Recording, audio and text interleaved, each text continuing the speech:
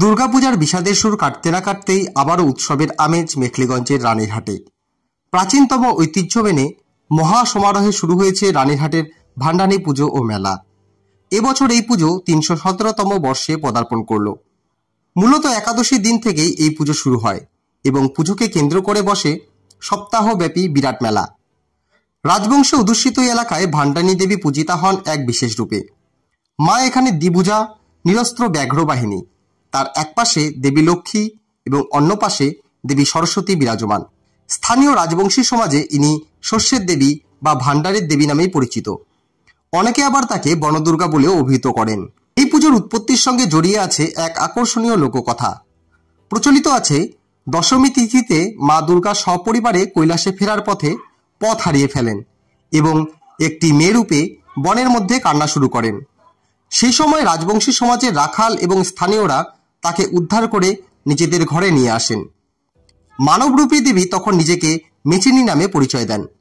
তার যাতায়াতের সময় রাস্তার দুই ধারে ফসল ও শস্য ফুলে উঠত। এই অলৌকিক ঘটনা দেখে স্থানীয়রা বুঝতে পারেন ইনি কোনো সাধারণ মেয়ে নন, সাক্ষাৎ শস্য ও ধনভাণ্ডারের দেবী। সেই থেকেই এই দেবী ভান্ডারী বা ভান্ডানী নামে পরিচিত হন।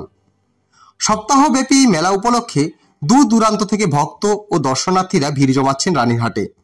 ভান্ডানী দেবীর কাছে মানত করলে তা পূরণ হয়, এমন বিশ্বাস থেকেই চলে পুণ্যার্থীদের আনাগোনা।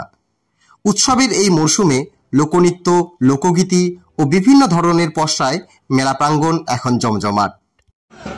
আমাদের শ্রী শ্রী মা ভান্ডানী রানীরহাটের যে ঐতিহাসিক যে মেলা এবং পুজো, আমাদের গতকাল এই পুজো বসে এবং আজকে থেকে লক্ষ্মী পুজোর পরে 4 দিন অবধি পুজো এবং মেলা হবে।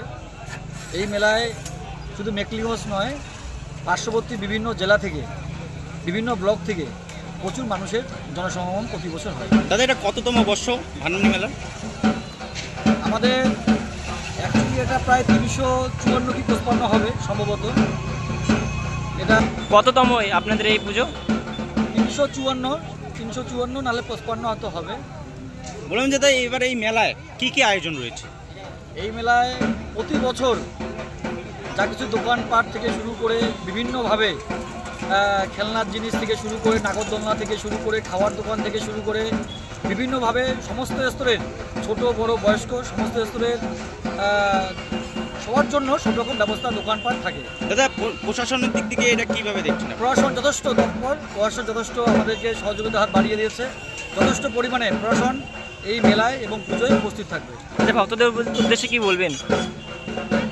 ভক্তগণদের উদ্দেশ্যে শ্রী শ্রী মা ভান্ডানী ঠাকুর যে মায়ের আশীর্বাদ, এই মায়ের পুজো দিতে শুধু আমাদের কুচবিহার ডিস্ট্রিক্ট নয়, বিভিন্ন দূর দূরান্ত, কলকাতা থেকে পার্শ্ববর্তী আসাম থেকে শুরু করে বিভিন্ন দূর দূরান্ত থেকে এই এলাকায় আমাদের শ্রী শ্রী মা ভান্ডানী মায়ের কাছে আসে। অনেকে আশীর্বাদ নিতে, পুজো দিতে। মায়ের কাছে আমাদের প্রার্থনা থাকবে মা যেন সবাইকে ভালো রাখে এবং সুস্থ রাখে। আচ্ছা, কি নাম আপনার? কোন দায়িত্বে রয়েছেন আপনি? উৎপল রাউত, মেলা কমিটির সভাপতি। আচ্ছা, আজকের থেকে শুরু। কতদিন চলবে এই মেলা?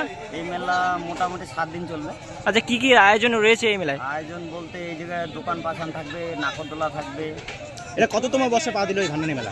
এই ভান্ডানী মেলা পা দিল 317 বর্ষ তম। আচ্ছা, আপনার 317তম বর্ষ ধরে আপনার এই ভান্ডানী মেলা করতেছি আমরা। আচ্ছা, ভক্তদের উদ্দেশ্যে কি বলবেন আপনি?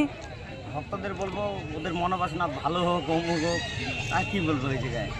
আপনার নাম? আমার নাম দীপক রায়। কোন দায়িত্বে রয়েছেন আপনি? হ্যাঁ, কোন দায়িত্বে রয়েছেন? আমি এই পূজা ও মেলা কমিটির সেক্রেটারি।